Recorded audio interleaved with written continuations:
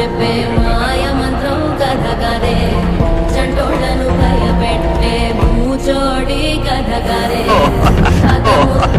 తమ్మల భూతాల కథ కదే విక్రమాదిత్యుడు చెప్పిన వేదాళుడి కథ కదే దీపము నుండి బియ్యం వచ్చే అల్లావుద్దీన్ కథ కాదే ఇది ముడత చర్మం ముసలి చెప్పే కథ లాంటి నిజమేలే